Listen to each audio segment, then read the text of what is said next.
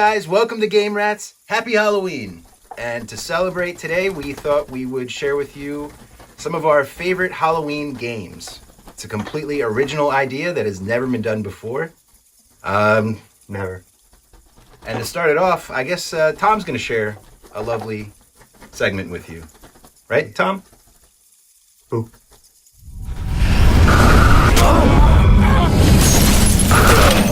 Thomas, I don't got all day here. Let's get a move on. The Condemned series is a first-person shooter horror game I've always been pretty scared of. I'm easily spooked though, so you be the judge. In Condemned 1 and 2, you play as this FBI agent, Thomas blah blah blah, who gives a shit. Look, bottom line is, the game's scary as hell. You have to go through these different places where people are just trying to kill you, constantly. You gotta find detectives, you gotta hunt down 5 serial killers. It's real spook fest. You're gonna spend a lot of your time just holding onto your crowbar or your lead pipe and just swinging through the darkness, just praying to God. But that's not the whole game. There's parts where you feel like a real FBI boy. You're out there, you're trying to solve the murders with the various gadgets at your disposal. You gotta send them back to the lab so Cindy or whatever her name is can, tell you what to do next. There must be something more. Something we're not seeing. It's okay to turn the lights on, if you want to be a big baby. But personally, my chicken out method is to, I call my mom, I pause the game, I get on the phone, I say, hey mom, how you doing? If you have a favorite chicken out moment, like what you do when you're too spooked, leave a comment below.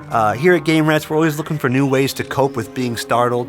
If you're okay with the classic Xbox graphics, Condemned might be a nice addition to your collection. So get out there and get your spook on.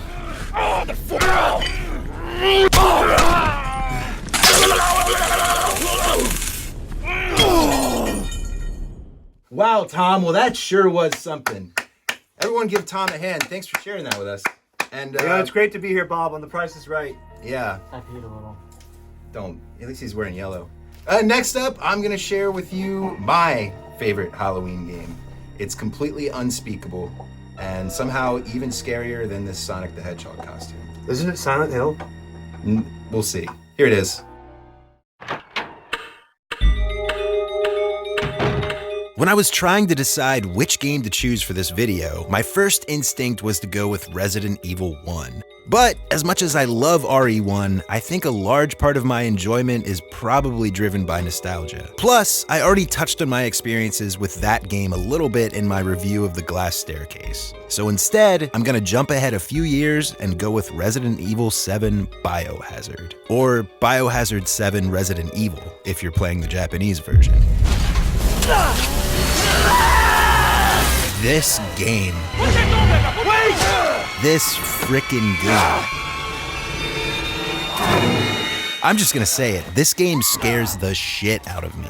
I played through its entire campaign in its phenomenal VR mode, and never before has a video game made me feel truly terrified like Resident Evil 7 has. RE7 provides a level of immersion that is, in my opinion, still uncontested, nearly 3 years after it was first released. Gone are the action-centric formulas of RE4 through RE6. The 7th entry returns to Resident Evil's survival horror roots. It sticks to the series' core mechanics, but it changes things up just enough to feel fresh. From a first-person perspective, you are series newcomer Ethan Winters. Ethan receives a message from his missing wife Mia. It turns out she's not missing at all. Nope. She's just spent the last 3 years trapped in the dirty south of Louisiana, being held captive by a family of lunatics. And she needs to be rescued. So naturally, Ethan agrees without hesitation. And of course he goes alone.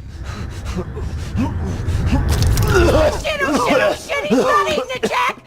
The first-person view combined with VR makes for an unforgettable experience. You will explore the Baker Mansion, among other locations, and try to piece together the mystery of Mia's disappearance. It's not going to be easy, since the homicidal Baker family will be terrorizing you the entire time. Peekaboo! When I first played this horror masterpiece back in 2017, I was completely blown away by its terrifying ambience. Even today, now that I'm going back for a bit of a refresher, it still has the same spine-tingling effect on me now as it did then. If you have the option available to you, definitely play this one in VR for the best experience. And while we're at it, make sure you pick up the Gold Edition, with all of the game's excellent DLC included on disc.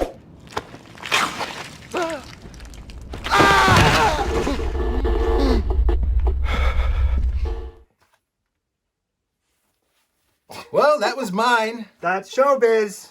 Dun, dun, dun, dun, dun, bam. Up next, we have one more elusive member. What is it? What's it called? Sean. It's called Sean? The game's called Sean? I want to play this.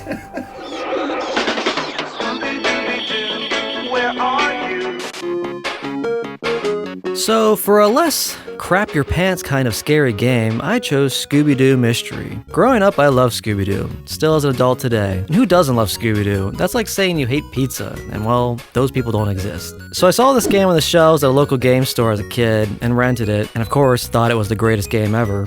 In this graphic adventure game, you play as Shaggy, and with the help of Scooby, try to solve two available mysteries, Blake's Hotel and the Ha Ha Carnival. In Blake's Hotel, you go to Daphne's uncle's ski resort that is being haunted by a local Indian chieftain's ghost. In Ha Ha Carnival, you go to visit the local carnival that is being terrorized by an evil clown.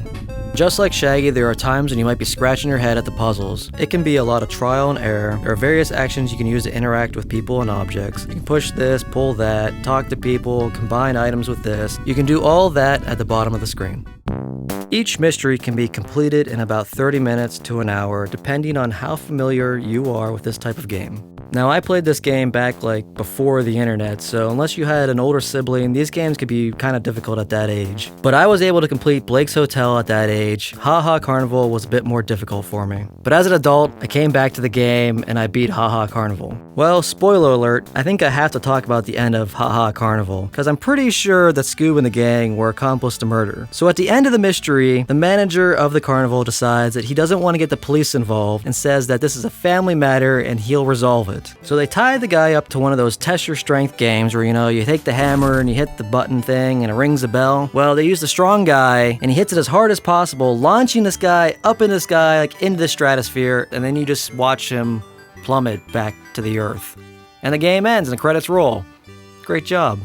So besides the whole accomplices to murder kind of thing going on at the end of that last scenario, I'd probably say that I still love the game. Scooby-Doo has a place in my heart. But also, on a little side note, this is the last time Don Messick provided the voice for Scooby-Doo before his death in 1997.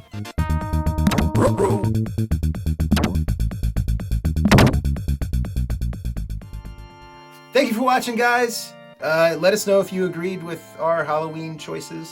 And if you didn't, what are some of your favorite Halloween games to play in this spooky season? Thanks for watching. We will see you next time. Rats.